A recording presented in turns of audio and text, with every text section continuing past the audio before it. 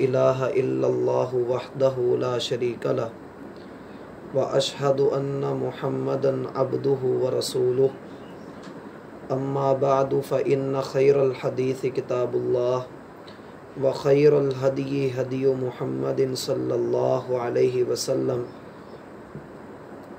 व शर्रल उमूरि मुहदसातुहा व कुल्ल मुहदसतिन बिदअह व कुल्ल बिदअतिन ज़लालह व ज़लालतु फिन्नार। अऊज़ु बिल्लाहि मिनश शैतानिर रजीम। बिस्मिल्लाहिर रहमानिर रहीम। रब्बि श्रह ली सदरी व यस्सिर ली अमरी वहलुल उक़दतम मिन लिसानी यफ़क़हू क़ौली। रब्बि ज़िदनी इल्मा सुब्हानक ला इल्म लना इल्ला मा अल्लमतना इन्नका अंतल अलीमुल हकीम। अल्लाहुम्मा अन्फ़अना बिमा अल्लमतना व अल्लिमना मा यनफ़अुना व ज़िदना इल्मा।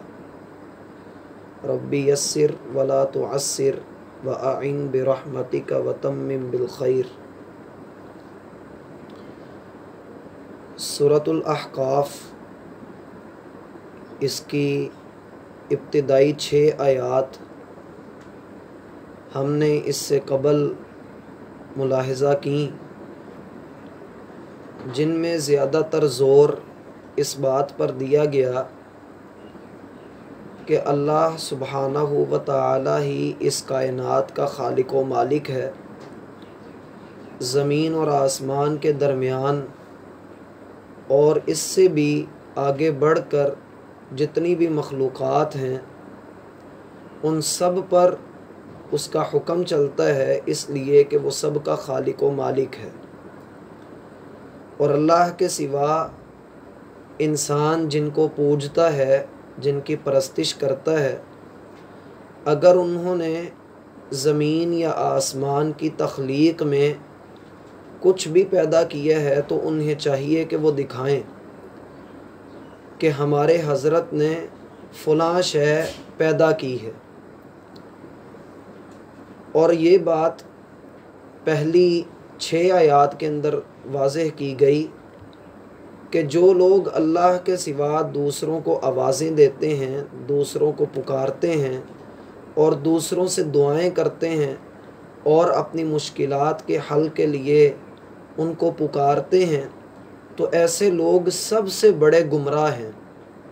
ये इसलिए फरमाया गया कि मुशरिकीन मक्का वो अपनी आम रूटीन की ज़िंदगी में बुतों से ही मांगा करते थे और बुतों के सामने ही वो सजदा किया करते थे। लेकिन जब ज़िंदगी में कोई कड़ा वक्त आता, कोई मुश्किल वक्त आता, तो वो खालिस अल्लाह रब्बुल आलमीन को पुकारते थे।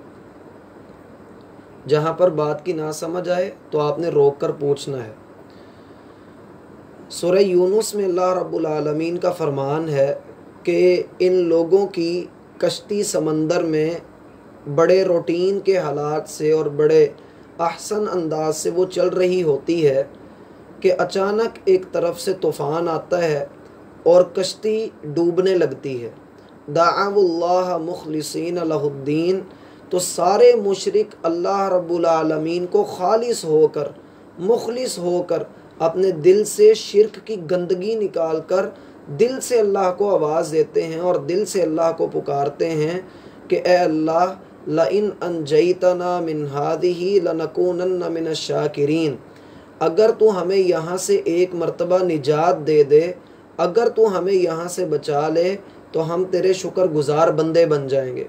अल्लाह फरमाते हैं कि जब हम उनको निजात देते हैं तो वो फिर से अपनी सरकशी और बगावत के ऊपर अकड़ जाते हैं। फिर अल्लाह फरमाते हैं, या अय्युहन्नास, ए लोगो, इन्नमा बग़युकुम अला अनफुसिकुम, तुम्हारी ये बगावत और तुम्हारी सरकशी तुम्हारे ऊपर ही उल्टी कर दी जाएगी। फिर जब तुम अल्लाह की तरफ लौटाए जाओगे तो फिर तुम्हें तुम्हारे आमाल की खूब अच्छी तरह से ख़बर दी जाएगी और तुम्हें बदला दिया जाएगा।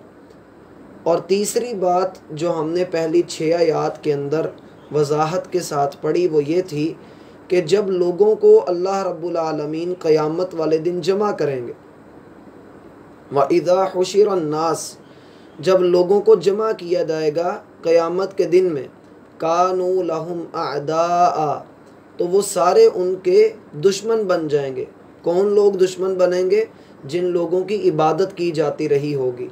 जैसा कि ईसा अलैहिस्सलातु वस्सलाम को ईसाई पूजते हैं और उनकी इबादत करते हैं और उनसे दुआएं करते हैं और उनको अपनी मुश्किल का जो है वो समझते हैं कि ये हमारी मुश्किलात को हल करने वाले हैं, तो यही ईसा अलैहिस्सलातु वस्सलाम अपने उन उम्मतियों के दुश्मन बन जाएंगे जो उनको पुकारते थे।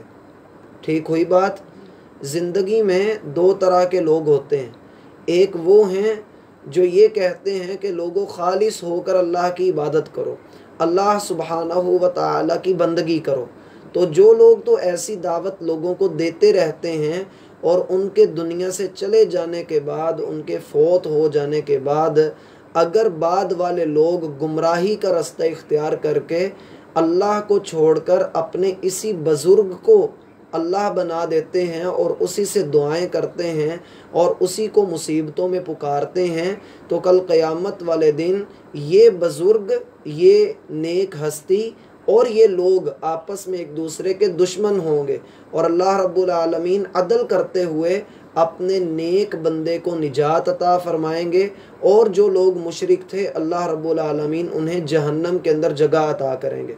दूसरे वो लोग हैं जो अपनी ज़िंदगी में भी लोगों को इसी बात का हुक्म देते रहे कि तुम हमारी खिदमत करो, हमारी चाकरी करो, हमारी नौकरी करो, हमारे मुरीद बन जाओ, तो हम क़यामत वाले दिन तुम्हें बचा लेंगे, हम तुम्हें छुड़वा लेंगे और हम तुम्हारी मदद करेंगे। वो लोग क़यामत वाले दिन अल्लाह सुब्हानहू व तआला ने कुरान करीम के अंदर मुख्तलिफ़ जगहों के अंदर उनकी कैफियत हालत बताई है। मसलन एक जगह पर अल्लाह रब्बुल आलमीन ये फरमाते हैं कि जब ये दोनों गिरोह आपस में होंगे, इबादत करने वाले भी और जिनकी इबादत की जा रही है, ये दोनों आपस में एक दूसरे के सामने होंगे, तो एक दूसरे के बारे में ये कहेंगे कि ऐ अल्लाह हम इनकी इबादत नहीं करते थे। तो जो जिन लोगों ने इबादत की होगी वो कहेंगे कि अल्लाह हमने तो इनकी इबादत की ही नहीं। सूरतुल अन्आम में आता है कि कहेंगे वल्लाहि रब्बिना मा कुन्ना मुशरिकीन, अल्लाह तेरी कसम, तो हमारा रब है, हमें तेरी कसम है कि हमने ज़िंदगी में कभी शिरक नहीं किया। अल्लाह फरमाते हैं उन्ज़ुर कैफ़ कज़बू अला अनफुसिहिम, ए मोहम्मद सल्लल्लाहु अलैहि वसल्लम आप देखिए कि किस तरीके से ये लोग इनकार कर रहे हैं, किस तरह से ये अपने शिरक से मुकर रहे हैं, और रोज़े क़यामत भी आकर देखिए कि किस तरह से झूठ का पलंदा लेकर ये अल्लाह रब्बुल आलमीन को नाउज़ु बिल्लाह धोखा देने की कोशिश कर रहे हैं। अब ये दोनों गिरोह आपस में एक दूसरे को लानत मलामत करेंगे, एक दूसरे को बुरा भला कहेंगे और यही कहेंगे कि अल्लाह इन्होंने हमें गुमराह किया। सूरतुल अहज़ाब में अल्लाह रब्बुल आलमीन का फरमान है कि यौम तुक़ल्लबु वजूहुहुम फिन्नार यक़ूलूना या वैलतना या वैलतना अताअन्नाल्लाह व अताअन्नर रसूला। ये लोग कहेंगे जिस दिन अल्लाह फरमाते हैं कि इनके चेहरों के ऊपर आग मारी जाएगी, हम इनके चेहरों को आग में रगड़ेंगे। तो उस दिन ये लोग कहेंगे कि हाय काश कि हमने अल्लाह और उसके रसूल की इताअत की होती। फिर कहेंगे रब्बना इन्ना अताअना सादतना व कुबराअना फ़अज़ल्लूना सबीला, अल्लाह जो हमारे बड़े हैं, जो हमारे सरदार हैं, अल्लाह उन लोगों ने हमें गुमराह कर दिया, उन लोगों ने हमें सीधे रास्ते से भटका दिया। अल्लाह उन सब को दुगना अजाब दे और उनके ऊपर अपनी लानत बरसा। जाग रहे हैं? फरमाया व इज़ा हुशिरन्नासु कानू लहुम अअदा, तो जब लोगों को इकट्ठा किया जाएगा तो वो सारे आपस में एक दूसरे के दुश्मन बन जाएंगे। यानी जिनकी इबादत की जा रही है वो भी उनके दुश्मन हैं और जो इबादत कर रहे हैं वो भी उनके दुश्मन हैं। तो ये दूसरा गिरोह है, ये भी जहन्नम के अंदर उनके साथ ही जाएगा। एक जगह पर सूरह स्वाद में अल्लाह रब्बुल आलमीन फरमाते हैं कि जब जहन्नमियों को जहन्नम में दाखिल किया जाएगा तो उनके बड़े पीर और उनके बड़े बड़े सरदार वहाँ जहन्नम में पहले से ही मौजूद होंगे। और आप जानते हैं कि जहन्नम बड़ी ही बुरी जगह है और बड़ा ही बुरा ठिकाना है। तो जब ये लोग वहाँ पर दाखिल किए जाएंगे तो आपस में एक दूसरे को कहेंगे ला मरहबम बिहिम इन्नहुम सालुन नार, तुम लोगों के लिए कोई खुश आमदीद नहीं, तुम्हारा आना कभी मुबारक ना हो, बल्कि तुम तो जहन्नम के अंदर दाखिल किए जा रहे हो। और फिर वो कहेंगे कि अल्लाह इनको दुगना अजाब अता कर दे, इसलिए कि इन्होंने हमें तेरे सीधे रास्ते से भटकाया। यहाँ पर एक और बात भी जहन में रख लें कि ये जो बात है कि इबादत करना, इबादत जैसा कि यहाँ पर जो बयान हुआ है वो ये कि अल्लाह रब्बुल आलमीन को छोड़कर किसी और को अपनी मुश्किल में पुकारना।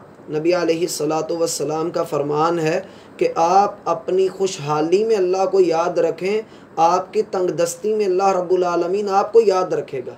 आप अपनी खुशहाली में अल्लाह को याद रखें। इंसान का अलमिया ये है कि ये अपनी खुशहाली में अपने आप को याद रखता है और अल्लाह को भूल जाता है, और अपनी तंगदस्ती में जब होता है तो फिर इसे सिर्फ अल्लाह याद आ रहा होता है, और वो भी खुद गर्जी के तहत कि जैसे ही ये मुसीबत से निकले तो फ़ौरन अपनी पुरानी डगर के ऊपर चल पड़े और अपनी बगावत और सरकशी के ऊपर आ जाए। तो अल्लाह रब्बुल आलमीन ने इंसान की ये कैफियत भी सूरह यूनुस के अंदर फरमाई है। फरमाया कि इंसान के ऊपर जो कोई मुसीबत आती है, कोई परेशानी या तकलीफ़ का वक्त आ पहुँचता है, तो बैठे हुए, लेटे हुए और खड़े हुए ये अल्लाह को ही पुकारता है। फलम्मा कशफना अन्हु दुर्रहु, जब हम इसकी मुसीबत को इससे दूर करते हैं तो फिर ये अपनी पुरानी डगर के ऊपर चल पड़ता है।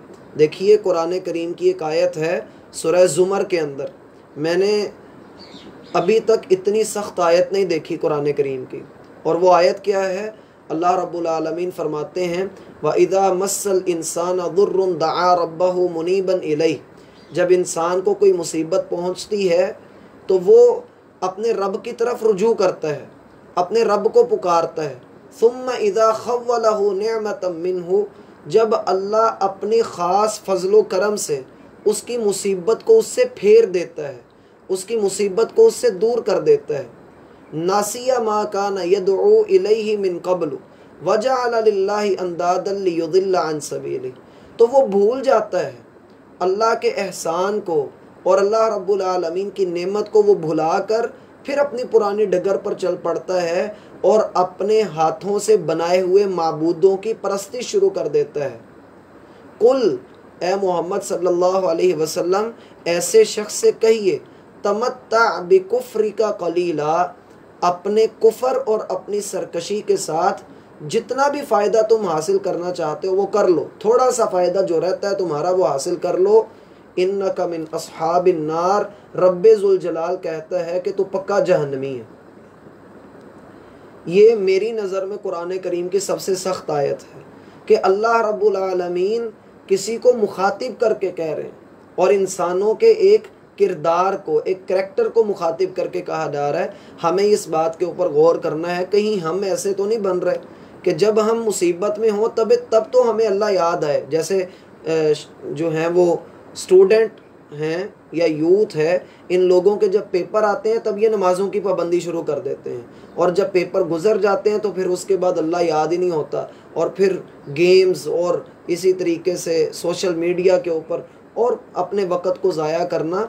इंसान को अल्लाह रब्बुल आलमीन ने ये फरमाया कि कुल तमत्ता बिकुफ्रिका कलीला, अपने कुफर के साथ जो थोड़ा सा फ़ायदा तुमने हासिल करना है, थोड़े से फ़ायदे की तरफ इशारा करने से मुराद ये है कि तुम बेशक यहाँ पर हज़ारों साल ही ज़िंदा रह लो। यवद्दु अहदुहुम लौ युअम्मरु अल्फ़ सना, पहले पारे में आता है कि हर इंसान ये चाहता है, और काफिरों का असल ये अंदाज़ है कि उनको 1000 साल उम्र दे दी जाए। अल्लाह रब्बुल आलमीन फरमाते हैं अगर बिलफ़र्ज़ ऐसा हो भी जाए तो आखिरकार मौत ने तो आना ही आना है, तो हमेशा की ज़िंदगी के मुकाबले में हज़ारों साल की ज़िंदगी भी बड़ी कलील है। तो इसलिए फ़रमाया कि आप दुनिया की ज़िंदगी से थोड़ा सा फ़ायदा हासिल कर लो, आप जहन्नमी हो। जी जी, कुफर बमाना ना शुक्री भी है। कुल तमत्ता बिकुफ्रिका कलीला, अपनी नाशुक्री के साथ थोड़ा बहुत जो तुम फ़ायदा हासिल करना चाहते हो कर लो। और कुफ़र का एक माना इनकार भी है। मसलन ये यहाँ पर इससे मुराद हम ये भी ले सकते हैं कि जैसे तुमने अल्लाह की नेमतों का इनकार किया है, तुमने ये कहा कि मैं तो अपनी मेहनत से मुसीबत से निकला हूँ, मैंने हाथ पाँव मारे हैं तो मैं मुसीबत से निकला हूँ, तुमने अल्लाह का शुक्र ही अदा नहीं किया। यहाँ एक और बात कि आजकल हमारे मुआशरे के अंदर एक शिर्क आम होता जा रहा है, और वो शिर्क है दो तरह का, और उसका नाम मैं एक ही लूँगा, और वो नाम है शख्सियत परस्ती। इंसान बसा औकात तो अपने आप की परस्तिश कर रहा होता है, बसा औकात इंसान अपने आप को पूजता है। मसलन ये कि मैं ही अच्छा हूँ, मेरी आदतें ही अच्छी हैं, जो मैं कर रहा हूँ वो सबसे बेहतरीन है, जो बात मैंने कह दी वही बरहक है, और जो काम मैंने सोच लिया है मैंने वही करना है। जिसे पंजाबी में हम कह देते हैं कि शौक दा कोई मोल नहीं, जो दिल के अंदर आ गया बस वो कर गुजरना है, जो मेरा दिल करता है मैंने वो करना है। बस ये वाली जो बात है इंसान को ख्वाहिशात का असीर बना देती है, और फिर इंसान अपनी ख्वाहिशात की पैरवी करता है। इसकी एक हल्की सी मिसाल ये है कि आम दिनों के अंदर जब हम सो रहे होते हैं और सुबह का वक़्त होता है और हमें फजर की अजान की आवाज़ सुनाई देती है, हम आँख खोलते हैं, आँखों को मसलते हैं, हमें पता लगता है कि अजान की आवाज़ आ रही है, तो उसके बाद हम अपनी चादर को सीधा करते हैं, करवट लेते हैं और फिर से सो जाते हैं। गौर करना चाहिए, एक तो ये तो एक छोटा सा मामला, हम कह देते हैं कि मेरी फजर की नमाज रह गई, लेकिन उसमें आपने कितने बड़े अजीब और बड़े गुनाह का इर्तिकाब किया कि आप देखिए कि आपने किसके हुक्म को तरजीह दी, अपने नफ्स के हुक्म को या अल्लाह के हुक्म को। ज़रा गौर, ये है शख्सियत परस्ती कि इंसान अपने आप को देखे कि मेरा फ़ायदा किस में है। लामहल्ला हर इंसान ही इस बात को सोचता है कि ज़्यादातर मेरा फ़ायदा होना चाहिए और मैं ज़्यादा सहूलत के साथ रहूं, लेकिन ये बात भी मलहूज़े खातिर रहनी चाहिए कि हम इस दुनिया में कैद किए गए हैं, हम आराम करने के लिए इस दुनिया में नहीं आए हैं।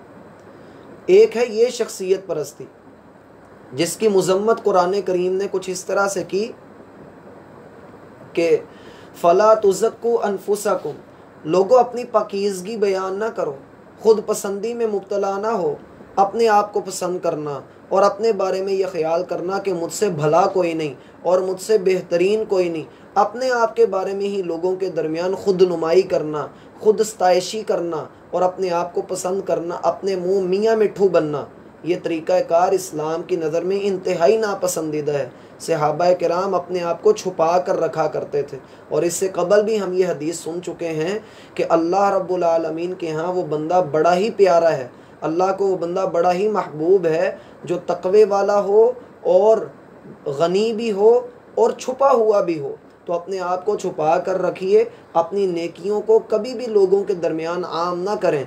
और यहाँ ये बात भी जहन में रख लीजिए कि इंसान कोई भी नेक अमल करे, उसके बारे में उसे नहीं मालूम कि उसका अमल अल्लाह के यहाँ कबूल हुआ है या नहीं हुआ। दूसरा जो शख्सियत परस्ती का पहलू है वो ये कि इंसान अपने आप को तो नहीं पूजता, लेकिन वो दूसरों को पूजता है।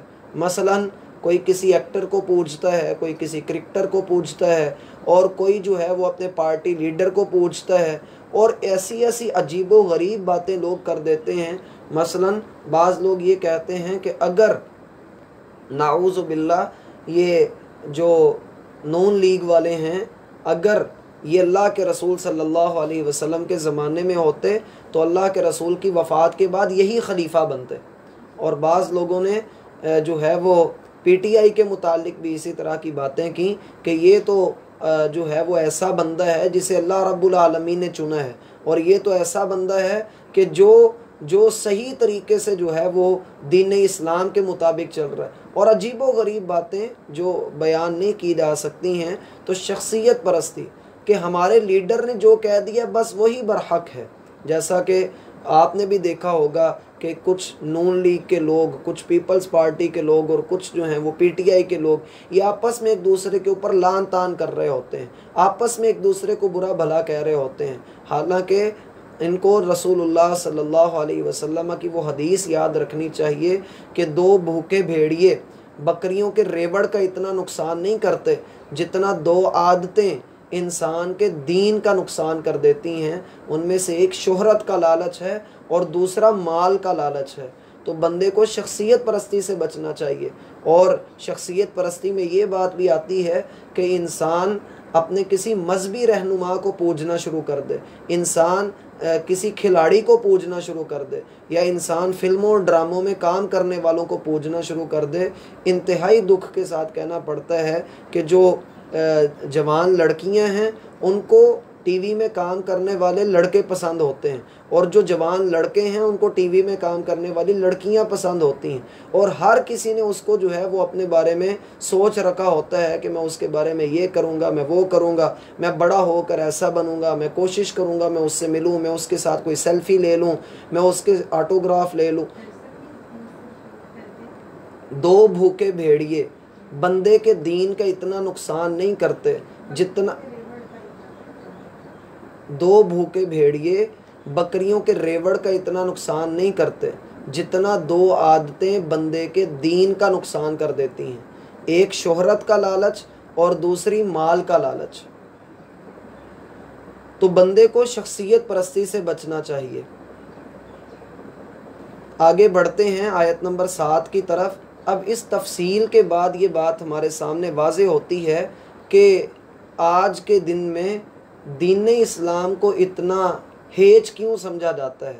उसकी वजह अल्लाह रब्बुल आलमीन आगे बता रहे हैं, व इज़ा तुतला अलैहिम आयातुना बय्यिनात, जब हमारी आयात इनके सामने तिलावत की जाती हैं, और हमारी आयात भी वो हैं जो बय्यिनात हैं, जो वाज़े हैं, यानी मुराद ये है, और जब हमारी खुली खुली आयात उन लोगों के सामने पढ़ी जाती हैं, इनके सामने तिलावत की जाती है, किसकी? अल्लाह के कुरान की, अल्लाह के दीन की, अल्लाह सुब्हानहू व तआला की शरीयत की बात जब इनके सामने की जाती है, क़ाल अल्लज़ीना कफ़रू, तो जो काफिर लोग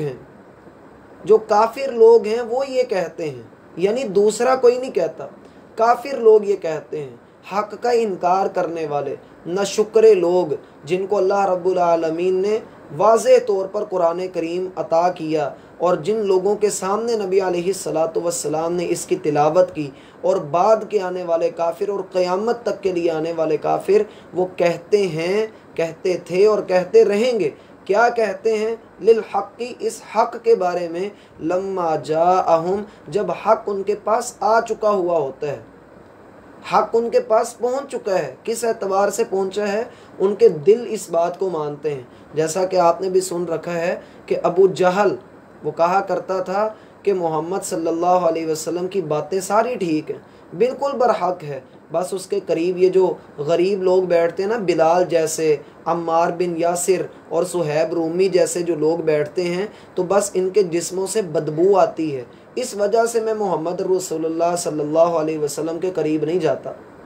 अब यही कैफियत हालत आज के मुआशरे के अंदर आप देखें कि अल्लाह रब्बुल आलमीन ने इस पूरे कुरान के अंदर, पूरे दीन के अंदर कोई भी चीज़ मुबहम नहीं रखी, हर चीज़ वाज़े है, हर चीज़ खोल खोल कर डिटेल के साथ बयान कर दी गई है। इतनी डिटेल के साथ मैं अक्सर कहा करता हूँ कि कुरान करीम की ये वाली जो आयात हैं, जो देखने में बड़ी छोटी नज़र आती हैं, अगर आप उनकी गहराई में उतर कर देखें तो अल्लाह की कसम आप उसके ऊपर कई दिन लगा सकते हैं और आप उसका मफ़हूम नहीं अदा कर सकते। इतनी हक़ाइक़ अल्लाह रब्बुल आलमीन ने बयान कर दिए हुए होते हैं, गोया के समंदर को अल्लाह ने कूज़े में बंद कर दिया हो। फरमाया कि जब हमारी वाज़े आयात उन लोगों के सामने तिलावत की जाती हैं, तो काफिर लोग, जबकि हक़ उनके पास पहुँच चुका है, जब दीन उनके पास आ चुका है, वो कहते हैं हादा सिहरुम मुबीन, ये तो एक खुला जादू है। एक तरफ अल्लाह रब्बुल आलमीन फरमा रहे हैं कि क़यामत वाले दिन उन काफिरों के साथ इतनी बुरी दुर्गत उनकी बनाई जाएगी कि उनके अपने माबूद ही उनका इनकार कर देंगे और उनके कुफर से पीछे हट जाएंगे और उनके माबूद उनके ख़िलाफ़ हो जाएंगे। तो उसकी वजह क्या होगी? उसकी वजह ये है कि इंसान दुनिया में जो अमल करता है उसका बदला उसे दिया जाएगा। इन्होंने आज दुनिया में कुरान को झुटलाया है और इनकी की हुई इबादत इनके माबूदों ने झुटला दी। ठीक हुई बात? अल्लाह सुब्हानहू व तआला ने इस कुरान के हवाले से ही, आगे भी मज़ीद बातें इंशाअल्लाह आएंगी, लेकिन फ़िल वक़्त यहाँ पर 3 बातें समझ लें। पहली बात तो ये कि क़ाल अल्लज़ीना कफ़रू, काफिर लोग ही इसके बारे में ये बात कहते हैं, काफिर लोग ही कहेंगे और कोई नहीं कहेगा। लिल हक़्क़ि लम्मा जाअहुम, इस हक़ के बारे में, हक़ क्या है? अल्लाह की वाज़ेह आयात, अल्लाह की वाज़ेह आयात हैं जिनको ये लोग झुटला रहे हैं। और तीसरी बात ये कि लम्मा जाअहुम, जब वो इनके पास आ चुका। अगर किसी बंदे के पास इल्म ना पहुंचा हुआ हो तो फिर तो उसको एतराज़ करना बनता है, फिर तो उसका हक बनता है कि वो अल्लाह से कहे कि अल्लाह तूने तो मुझसे वादा किया था कि तेरी तरफ से जो है वो मेरे पास हिदायत पहुंचती रहेगी। अल्लाह मेरे पास तो कोई हिदायत नहीं पहुंची, कोई ज़रिया नहीं था हिदायत का, तो अल्लाह मुझे तो क्यों जहन्नम में फेंक रहा है। उसका हक तो बनता है कि वो एतराज़ करे। लेकिन जब अल्लाह की तरफ से एक इल्म आ चुका है, किसको नहीं पता कि झूठ बोलना गुनाह है, किसको नहीं पता कि रिश्वत लेना देना, सूद खाना पीना, उसके ऊपर गवाह बनना और उसके अंदर ज़मानती बनना और उसको लिखना, ये सारे काम गुनाह के ऊपर मबनी है। किसको नहीं पता? सभी को पता है। लेकिन उसके बावजूद अगर कोई बंदा दीन को नहीं मानता तो उसे समझना चाहिए कि वो कुरान को जादू तो नहीं कह रहा, अलबत्ता वो अपना जुमला बदल रहा और कह रहा है कि दीन ये तो नहीं मौलवियों की बातें हैं। कुछ इसी तरह के हालात जो हैं वो हम अपने मुआशरे के अंदर देख रहे हैं कि जब लोगों को हम अल्लाह के दीन की बात बताते हैं तो लोग उसके ऊपर ऐसी ऐसी बात कर जाते हैं और ऐसे ऐसे गंदे अल्फाज और गंदे जुमले बोल जाते हैं कि अल्लाह की पनाह। इसी तरह से दीन के एतबार से जो लोग अल्लाह सुब्हानहू व तआला के इस दीन को ज़र्रा भर भी तस्लीम नहीं करते और अपनी ख्वाहिशात के असीर बनकर अपनी ख्वाहिशात को ही मानते हैं और अल्लाह रब्बुल आलमीन के दीन से एराज़ करते हैं, आगे पीछे हट जाते हैं और ये समझते हैं कि शायद आज हमने जो कर लिया, जो मज़े हमने आज लूट लिए, बाद में ना जाने इसका मौका मिले या ना मिले। तो हमें क्या करना चाहिए? हमें ये करना चाहिए कि हम ज़्यादा से ज़्यादा आगे बढ़कर दुनिया के मज़े जो है वो लूट लें। उसके बाद क्या होगा कि जब हम बूढ़े हो जाएंगे तो फिर हम खुद ब खुद अल्लाह रब्बुल आलमीन की बंदगी कर लेंगे, यानी इंतज़ार करते हैं। इसलिए मैं यहाँ पर ये ज़रूर कहूँगा कि उम्मीद तौबा के ऊपर गुनाह करना इंसान की बहुत बड़ी बदबख्ती है कि जब इंसान अल्लाह सुब्हानहू व तआला की ज़मीन पर रहते हुए ही गुनाह का इर्तिकाब कर रहा हो। अब इस एतबार से देखा जाए तो हमने गुनाहों के ऊपर बहुत सारे अपनी मर्ज़ी के जो है वो लिबादे ओढ़ दिए हैं, उनके ऊपर हमने कपड़े डालकर ये समझ लिया है कि शायद ये हमारे लिए परमट बन गया है, हम जो चाहे करें, हमें कोई भी रोकने वाला नहीं है। हम अपनी मर्ज़ी के साथ नेकी करें, अपनी मर्ज़ी के साथ हम नेकी ना करें, हमें कोई भी पूछने वाला नहीं। और उसकी वजह क्या है कि नहीं, हम उम्मत मोहम्मद के साथ ताल्लुक़ रखते हैं। सैयदना हुज़ैफ़ा बिन यमान रज़ियल्लाहु अन्हु, उनसे एक मरतबा पूछा गया कि आप ये बताइए कि अगर कोई बंदा कुरान करीम की वो आयात तिलावत करता है जिनमें अल्लाह रब्बुल आलमीन ने यहूदियों को और दूसरे लोगों को अल्लाह रब्बुल आलमीन ने जो है वो सज़ाएं सुनाई हैं और उनको बुरा भला कहा है, तो क्या मुसलमान भी इसके मुस्तहिक हैं? तो सैयदना हुज़ैफ़ा बिन यमान रज़ियल्लाहु अन्हु फरमाने लगे कि बड़ी ही बात है, वैसे तुमने अजीबो गरीब बात कर दी। लोगों, तुम लोग तो ये चाहते हो कि मीठा मीठा तुम्हें मिल जाए और कड़वा कड़वा सारा काफिरों को मिल जाए। तुम लोग तो ऐसे काम करना चाहते हो, हालांकि अल्लाह सुब्हानहू व तआला ने तुम्हें कुरान करीम के अंदर ये आयना दिखाया है और आयना ये है कि अल्लाह रब्बुल आलमीन की आयात के ऊपर, उसकी बातों के ऊपर तुम लोग यकीन करो और अल्लाह सुब्हानहू व तआला की बंदगी करो। ये नहीं कि उन लोगों के लिए अजाब होगा और तुम लोगों को अल्लाह रब्बुल आलमीन कुछ भी नहीं कहेगा, ऐसा नहीं होने वाला, बल्कि तुम लोगों को अल्लाह सुब्हानहू व तआला की ज़्यादा बंदगी करनी चाहिए। इसी तरीके से हम लोगों ने गुनाहों के कुछ नाम रखे हुए हैं, गुनाहों के उज़र रखे हुए हैं। मसलन हम रिश्वत लेते हैं तो हम कहते हैं कि ये तो चाय पानी का ख़र्चा है। मौसीकी सुनते हैं तो कहते हैं कि ये रूह की ग़ज़ा है। हम अगर किसी गैर महरम की तरफ देखें तो हम कहते हैं कि एक बार देखना तो जायज़ है। ग़ीबत हो तो हम कह रहे होते हैं कि मैं उसके मुंह पर भी बात कह सकता हूँ। और अगर हम बेहुदा नावल पढ़ें और ऐसे लिटरेचर पढ़ें तो हम कहते हैं हम कुछ सीखने के लिए इनको पढ़ रहे हैं। और इसी तरीके से सूद खाना, हम कहते हैं सारी दुनिया सूद खाती है। तोहमत अगर किसी पर लग जाए तो हम कह रहे होते हैं कि ये बात तो नहीं सारी दुनिया कह रही है, तुम एक अनोखे हो जो तुम ही दूध के धुले हुए हो, हराम महफिल में बैठे हुए हो। तो हम कहते हैं जी बस थोड़ा सा हमने मज़ा ही लेना है, थोड़ा सा शुगल मेला ही तो करना है, बेपर्दगी हो तो हम इस बेड़ा गर्क कर देने वाले जुमले को बोलते हैं कि जी पर्दा तो दिल का होता है। इसी तरीके से नमाज़ छोड़ना, जब हम नमाज़ छोड़ते हैं तो कोई हमें मना करता है तो हम आगे से जवाब देते हैं ये फ़लाँ नमाजी भी तो है, वो इतने झूठ बोलता है। शराब नोशी करते हैं तो हम कहते हैं अल्लाह बड़ा गफूर रहीम है। शादियों में नाच गाना करते हैं तो कहते हैं कि ये शादी है, ये कोई फातिहा या जनाजा नहीं है कि हम इसमें जो है वो कोई सुकून से बैठ जाएं। हमने इसी तरीके से नाच गाना ही करना। और अगर फजूल खर्ची करें तो आगे से हम जवाब देते हैं कि अगर हम खर्चा नहीं करेंगे तो लोगों के दरमियान हमारी नाक कैसे रह जाएगी। और अगर अयाशी कर रहे हों और कोई हमें मना करे तो हम कहते हैं ज़िंदगी जो है वो 2 दिन की ज़िंदगी है। हम ऐसे करते हैं या नहीं करते? गुनाहों के उज़र हम तराश रहे होते हैं।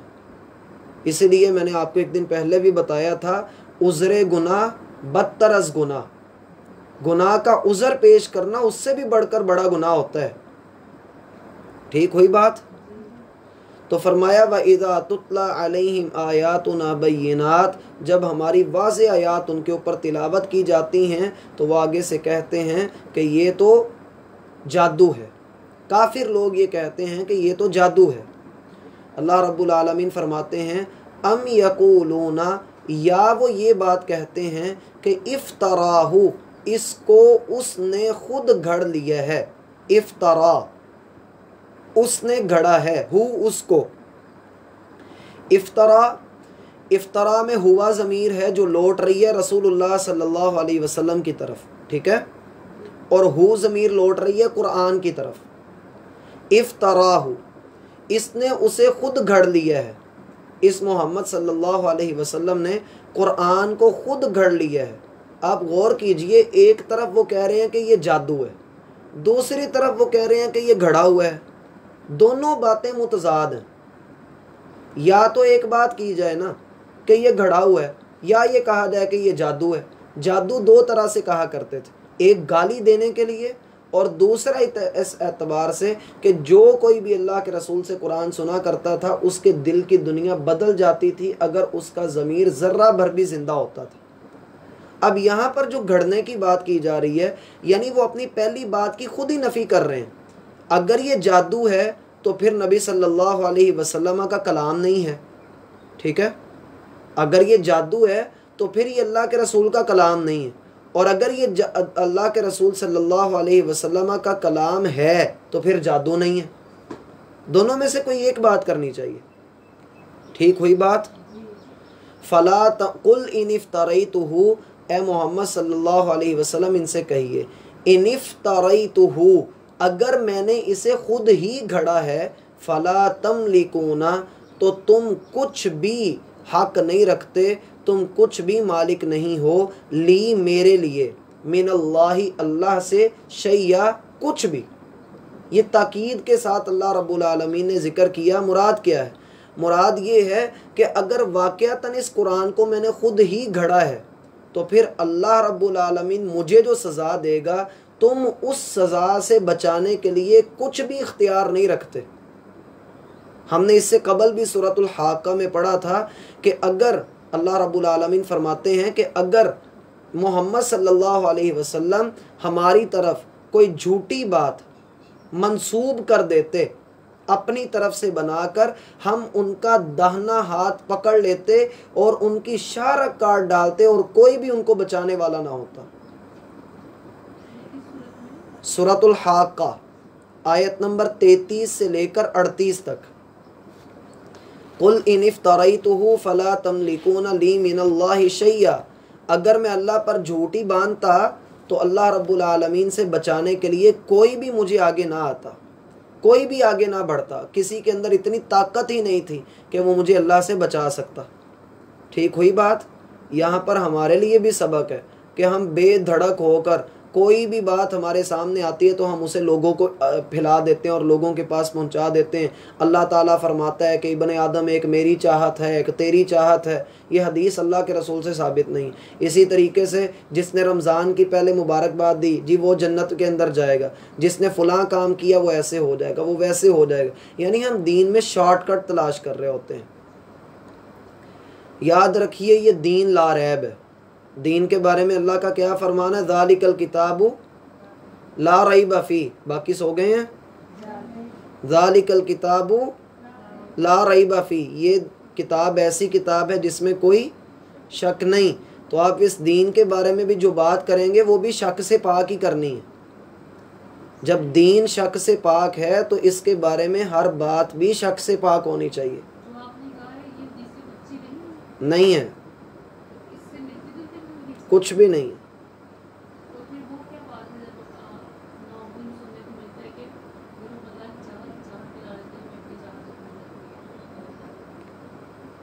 ये उसी जो है ना वो रिवायत का एक पहलू है जो आप पढ़ रही हैं। ऐसा कुछ भी अल्लाह के रसूल सल्लल्लाहु अलैहि वसल्लम से साबित नहीं।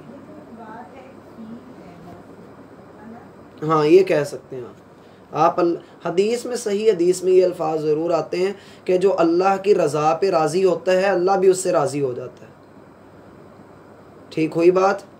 तो अल्लाह रब्बुल आलमीन के दीन के बारे में बंदे को परहेज़ करना चाहिए कि वो क्या बात कर रहा है। फरमाया हुआ आलम, वो बेहतर जानता है, वो ज़्यादा जानता है, बिमा तुफ़ीदून फ़ीह, उन बातों के बारे में जिनमें तुम मशगूल हुए हो। अल्लाह उन बातों को बेहतर जानता है। मुराद ये है कि तुम अपनी हद छोड़कर इतने आगे बढ़ चुके हो कि तुम अल्लाह के कलाम को ही इस कदर हेठ समझते हो कि ये आम इंसानों की बातें हैं। तो अल्लाह बेहतर जानता है कि जिन बातों में तुम मशगूल हुए हो। मुराद क्या है, मशगूल होने से क्या मुराद है? बाज़ लोग कुरान करीम के ऊपर गौर करते हैं। कुरान पर गौर करने वाले लोग दो तरह के होते हैं। एक वो जो कुरान पर इसलिए गौर करते हैं कि हमें हिदायत मिल जाए, तो उनको हिदायत मिल जाती है। और एक वो लोग होते हैं जो इस कुरान पर गौर करते हैं कि वो इसमें से गलती निकालें। तो उनको अपनी कज फहमी की वजह से, अपनी कम इल्मी की वजह से उनको इस कुरान में से गलती भी मिल जाती है। आपको पता है कि कुरान करीम में से कई गलतियां निकाली गई हैं, और निकालने वाले कौन हैं? मुसलमान। निकालने वाले भी मुसलमान। एक बड़ी मशहूर किताब है, पाकिस्तान के एक डॉक्टर साहब ने लिखी है, कुरान में 20 बड़ी गलतियां। बहरहाल लोग जो हैं वो इसी चीज़ के ऊपर गौर करते हैं और उनकी कोशिश ये होती है कि ज़्यादा से ज़्यादा वो इस कुरान के ऊपर एतराज़ उठाएं। और जब भी आप दीन की बात करेंगे तो वो आपको यही कहेंगे ये तो पत्थर के दौर की बातें हैं जी, हम आजकल इनको कैसे कबूल कर लें। ग्रामर के एतबार से भी निकाली हुई हैं और गिनती के एतबार से भी निकाली हुई हैं और इसी तरह से कवानीन के एतबार से भी निकाली हुई हैं। डॉक्टर जाकिर नाइक की इसके ऊपर स्पीच सुनने वाली है। किया है, सब कुछ किया हुआ है। कहा कफ़ा बिही शहीदम बैनी व बैनकुम, अल्लाह ही मेरे और तुम्हारे दरमियान गवाह है। ये बात क्यों कही जा रही है? इसलिए कही जा रही है कि ये वही लोग थे जो आज मोहम्मदुर रसूलुल्लाह सल्लल्लाहु अलैहि वसल्लम को काफिर, मुशरिक और दीवाना और न जाने क्या क्या कह रहे हैं। यही लोग थे जो इस दावा नबूवत से पहले कहा करते थे कि मोहम्मद जैसा सच्चा कोई नहीं, इनके जैसा अमानतदार कोई नहीं। तो आज जब वो अल्लाह के दीन की तरफ बुला रहे हैं तो ये लोग उनको झूठा कह रहे हैं। ठीक हुई बात। अल्लाह ही मेरे और तुम्हारे दरमियान बेहतर गवाह है। इससे ये भी पता लगता है कि आपकी ज़िंदगी में अगर पूरी दुनिया भी आपके ख़िलाफ़ हो जाए, अगर आप सच्चे हैं तो ये कड़ा वक़्त काट लें, अल्लाह की मदद आपके हक़ में ज़रूर उतरेगी। लेकिन इस कड़े वक़्त में आपकी आजमाइश की जा रही है। आप इब्राहीम अलैहिस्सलाम की सीरत को देखिए। जब आप इब्राहीम बनते हैं तो फिर आग ठंडी होती है। जब तक आप इब्राहीम बनेंगे नहीं तो आपके लिए आग भी ठंडी नहीं होगी। हम अक्सर जो है वो इस बात के ऊपर अल्लाह से गिला कर रहे होते हैं कि अल्लाह मैं और कितना सब्र करूं, मैं और कितना बर्दाश्त करूं, मैं और कितना तेरे लिए जो है वो सहूं। तो उसका जवाब ये है कि अभी आप उस लेवल पे पहुंचे ही नहीं हैं। आपको अल्लाह रब्बुल आलमीन जब मुसीबतों में मुब्तला करता है तो आपके साथ उसने खैर और भलाई का इरादा किया हुआ है।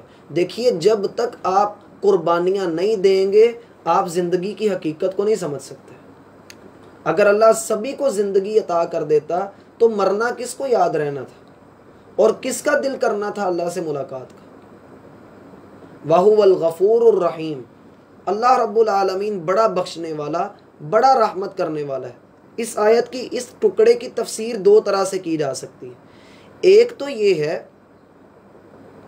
कि तुम लोगों का कुरान को झूठा कहना और गढ़ा हुआ कलाम करार देना इतना बड़ा जुर्म है कि अगर अल्लाह गफूरुर रहीम ना होता तो अल्लाह तुम्हें अजाब दे देता। इससे ये पता लगता है ये खारजियों का खवारिज जानते हैं? खवारिज देखे हैं कभी?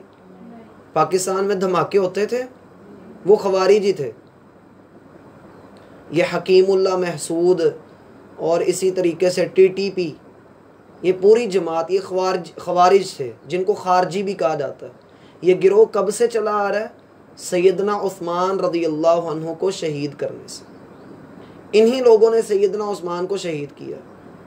खारजी लोग होते ये मुसलमान ही हैं, लेकिन ये हुकूमत वक्त को काफिर कहते हैं, ये आम मुसलमानों को काफिर कहते हैं। आपने बाटा का जूता पहना हुआ है तो आपको काफिर कह दिया जाता है। क्यों? बाटा दी वो काफिरों की कंपनी है। आप मैकडोनल्ड पे खाना खाने के लिए जाते हैं तो वो इसलिए आप नहीं खा रहे कि वो काफिरों की कंपनी, यहूदियों की कंपनी। ये खारजियों की फिक्र है।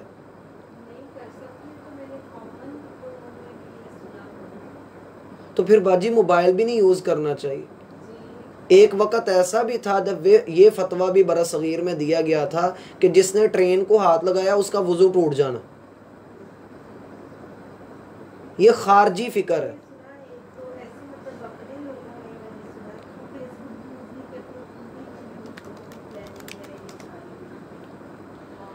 देखिए, बचने वाले लोग बचते हैं, लेकिन इन लोगों को ये कहना, फिर बंदे जिहाद हम कैसे करेंगे? गोरबाचोफ ने जो वो गन इजाद किया क्लाशनकोफ, वो हम ना फिर इस्तेमाल करें, वो तो एक काफिर ने इजाद किया, हम उसको छोड़ देते हैं। अब काफिर से हम कैसे लड़ेंगे? इंडिया हमला कर देता, हम क्या करेंगे? डंडों से लड़ेंगे, गोलियों का मुकाबला डंडों से करेंगे। तो ये खारजी फिक्र है। खारजी फिक्र क्या होती है कि किसी के गुनाह की वजह से उसको काफिर कह के उसको मार देना। ठीक हुई बात? ये पाकिस्तान में जितने धमाके होते रहे हैं, मस्जिदों के अंदर जो धमाके होते रहे हैं, या वो जो पेशावर में स्कूल का मामला था, वो सारा इसी बेस के ऊपर था। तो उन लोगों के लिए भी यहाँ पर उनका भी रद्द है कि इतना बड़ा जुर्म अल्लाह रब्बुल आलमीन ने उनको फिर सजा नहीं दी, तो तुम कौन होते हो कानून अपने हाथ में लेने वाले? एक आदमी था इधर इस्लामाबाद में रहा करता था, वो भी इसी फिक्र का हामिल था। उस बंदे से हमारी गुफ्तगू हुई तो उसने कहा कि जी ये सब काफिर हैं। तो हमारे एक साथी ने उसको मिसाल दी, कहने लगा कि जब तुम इस्लामाबाद में, तुम्हारे पास अल्लाह ने तुम्हें गाड़ी दी है, जब तुम इस्लामाबाद की सड़कों पे निकलते हो तो सिग्नल बंद होता है? कहता जी बंद होता है। कहता तुम क्या करते हो? कहता मैं सुरख बत्ती देखकर रुक जाता हूँ। कहता वो तो काफिर की बनाई हुई है और तुम काफिर का हुक्म मान रहे हो। तो वो आगे से इतना बेचारा सठिया गया, कहने लगा कि भाजी तुसी भी काफर जे ते असी भी काफर हो। तो खारजी फिक्र, अल्लाह के रसूल सल्लल्लाहु अलैहि वसल्लम का फरमान है कि ये जो खवारिज ये जहन्नम के कुत्ते हैं। और एक जगह पर फरमान है कि अगर मुझे ये मिल जाएं तो मैं इनको वैसे कत्ल करूं जैसे अल्लाह ने आद और समूद को कत्ल किया है। आप यूं कह लें कि ये जो पोर्शन, जो बात अभी मैंने की है, ये आपसे मुकम्मल तौर पर ओझल है। अभी आपने इतनी गहराई में ना इनको सुना है ना इनको पढ़ा है। उसकी वजह यह है कि आप घर के अंदर रहने वाले लोग हैं। दूसरी जो इसकी तफसीर की जा सकती है वो ये कि अल्लाह रब्बुल आलमीन इतने बड़े गुनाह के बावजूद भी तुम्हें मुआफ़ कर देगा। ठीक हुई बात। एक तफसीर ये कि तुम्हारा इतना बड़ा जुर्म है, अगर अल्लाह गफूरुर रहीम ना होता तो तुम्हें कभी माफ़ ना करता और तुम्हें अजाब दे देता। और दूसरी तफसीर ये कि इतने बड़े जुर्म के बावजूद भी अल्लाह की रहमत से नाउमीद ना होना, अल्लाह मुआफ़ करने वाला है। कुल जी। दूसरी बात जो अगली आयत में आ रही है, कुल इनसे कहिए मा कुन्तु बिदअन, मैं कोई नया या अनोखा नहीं हूँ, मिनर रसूली, रसूलों में से मैं कोई नया या अनोखा रसूल नहीं आया, मुझसे पहले भी कई रसूल आते रहे। वमा अदरी, और मैं नहीं जानता, मा युफ़अलु बी वला बिकुम, कि मेरे साथ क्या होगा और तुम्हारे साथ क्या होगा। ये एक कुरान का मुश्किल मकाम है। ये जो इतना लफ्ज़ है ना, वमा अदरी मा युफ़अलु बी वला बिकुम, और मैं नहीं जानता कि क्या मेरे साथ होगा और क्या तुम्हारे साथ होगा, इसका माना क्या है। इसके माना में अहले इल्म ने बहुत सारी बहस लिखी है और यकीनन वो पढ़ने के काबिल भी है ताकि हम इस आयत को समझ सकें। मैं उसका खुलासा आपके सामने रखता हूँ। पहली बात तो ये कि देखिए, हमारी ज़िंदगी के अंदर एक बंदे को जब हम बारहा समझा चुके हैं कि भाई 2 जमा 2 भी 4 होता है, 1 जमा 3 भी 4 होता है, लेकिन तुमने जो याद रखने वाली बात है वो ये कि 2 जमा 2 4 है। सीधी सीधी बात जो तुमने याद रखनी है वो ये वाली बात याद रखनी है, ठीक है। अब वो बंदा इस 2 जमा 2 4 से हटकर कहे कि नहीं जी 1 जमा 3 4 है, या वो कहे 3 जमा 1 4 है, बात वो किसी हद तक ठीक कर रहा है, लेकिन हमारे तरीके से तो हटा हुआ है कि नहीं हटा। हमारे तरीके से वो हटा हुआ है। आपने जोहर की 4 रकतें अदा करनी है, शरीयत ये कहती है कि दूसरी रकत में तशहुद करना है, फिर तीसरी के लिए खड़े हो जाना है। अगर आप तीसरी पे तशहुद कर लें, पढ़ी आपने फिर भी 4 ही हैं, लेकिन आपने तरीका नहीं सही इख्तियार किया। दीन के मामले में 2 जमा 2 4 ही लेना पड़ेगा। अब एक बंदा आपको बार बार समझा चुका और आप कहते हैं कि नहीं हंज नहीं, हंज करना 1 जमा 3 4 है। आखिर पे आप क्या कहेंगे? जा भाई तेरी मर्जी है। अब वो आपसे आकर पूछता है 2 जमा 2 4 होते हैं, आप आगे से जवाब दें मुझे नहीं पता, आप आगे से ये कह दें। तो एक अंदाज यहाँ पर बाज़ अहले इल्म के नज़दीक ये अंदाज यहाँ अपनाया जा रहा है कि इतनी मर्तबा तुम लोगों को बता दिया कि अंजाम क्या होगा, किसने कहाँ पर जाना है, काफिर जहन्नम में जाएगा, मोमिन जन्नत के अंदर जाएगा, किसका क्या बनना है, ये सारा तुम्हें बता दिया। अब उसके बाद भी तुम इस रसूल की रिसालत में शक करो, तो ए मोहम्मद सल्लल्लाहु अलैहि वसल्लम, अगर ये आपको इस तरह की कोई बात कहते हैं और पूछते हैं तो आगे से इनको कहें, ये आपसे आकर पूछते हैं जी कौन कहाँ पर जाएगा, कौन कहाँ पर जाएगा, आगे से जवाब दे मा युफ़अलु बी वला बिकुम, ना मुझे पता है कि मेरे साथ क्या होना है, ना तुम्हारा पता है कि तुम्हारे साथ क्या होना है। यानी अपनी जान छुड़वाएं और बात को ख़त्म करें, इनके साथ अपना जहन ना खपाएं। एक तफसीर तो इसकी ये की गई। एक तफसीर इसकी ये की जाती है कि नबी अलैहिस्सलातु वस्सलाम तो इस बात को जानते थे कि दुनिया और आखिरत में बंदे के साथ क्या किया जाएगा, जैसा कि हमें भी खबर दी गई अहादीस में कि अगर कोई बंदा नेक है तो वो जन्नत में जाएगा और अगर बुरा है तो वो जहन्नम में जाएगा। अल्लाह के रसूल इस बात को जानते थे और ये बात भी आपको पता थी कि गलबा ईमान का होना है। इस बात का भी पता था कि जन्नत का दरवाज़ा सबसे पहले मैं खटखटाऊँगा। तो यहाँ पर यह बात क्यों कही गई? इसका जवाब है अगले जुमले के अंदर, और वो जवाब क्या है? इन अत्तबिउ इल्ला मा यूहा इलैया, मैं तो उसी चीज़ की इत्तिबा करता हूँ जो अल्लाह मेरी तरफ वही करता है। ठीक हुई बात?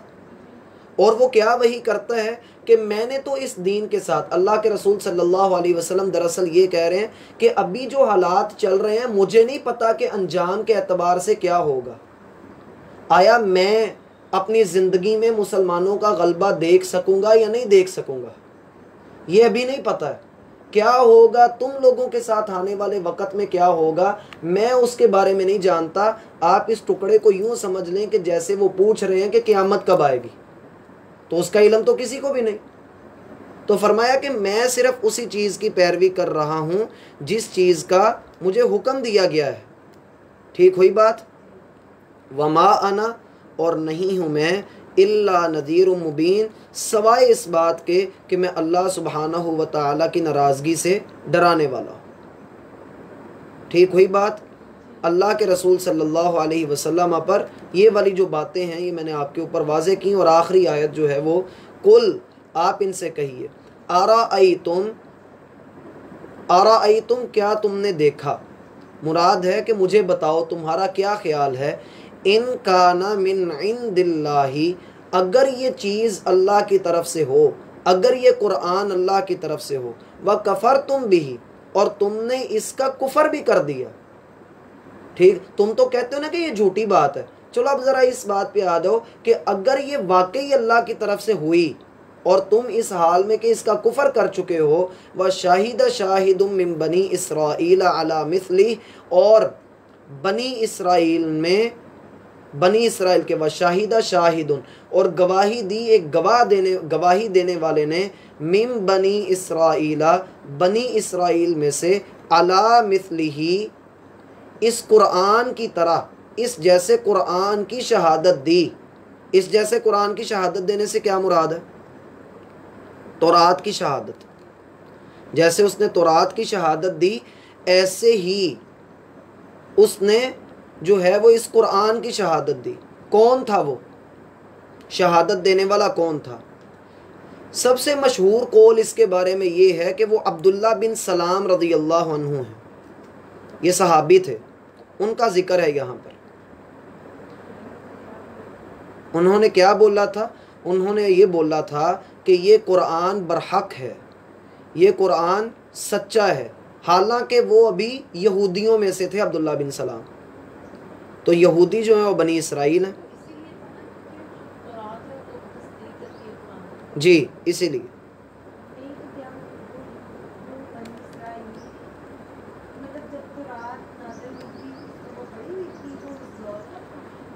हाँ जी, उस दौर, अभी तौरात तो अब भी मौजूद है, तो उसके अंदर ये शहादतें भी मौजूद हैं कि मोहम्मद सल्लल्लाहु अलैहि वसल्लम आएंगे।